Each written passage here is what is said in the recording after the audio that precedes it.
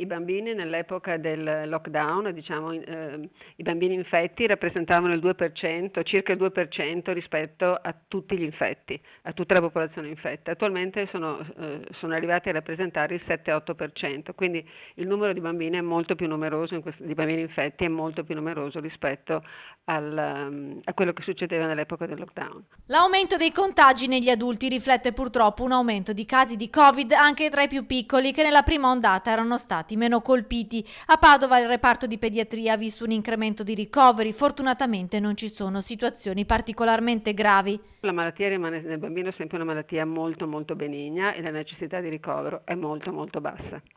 Ehm, D'altro canto, è aumentato comunque proporzionalmente anche il numero dei bambini ricoverati, tanto per darle dei numeri, se nell'epoca del lockdown, nella fase 1 abbiamo avuto noi qui a Padova 7 bambini ricoverati, in questi ultimi 10 giorni in cui c'è stata proprio l'impennata abbiamo avuto 17 bambini ricoverati.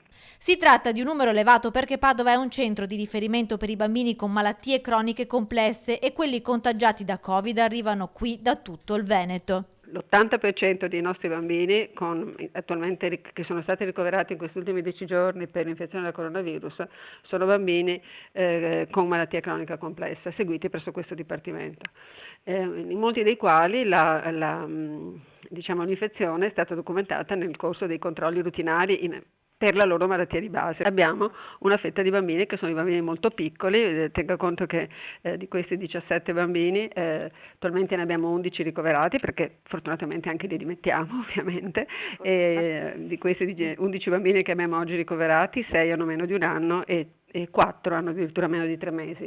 Quindi sostanzialmente i bambini che sono ricoverati sono i bambini che dai dati della letteratura sono più a rischio di avere delle forme gravi, che sono proprio i bambini piccoli e i bambini con malattie croniche precedentemente esistenti. Questi bambini dunque necessitano un monitoraggio, per questo si trovano ricoverati in pediatria, il loro decorso è buono. Sul fronte tamponi continuano a lavorare a pieno regime i 2 container al di fuori del pronto soccorso pediatrico e dopo un iniziale record di 400 tamponi al giorno in questo periodo si viaggia al ritmo di 200 test giornalieri.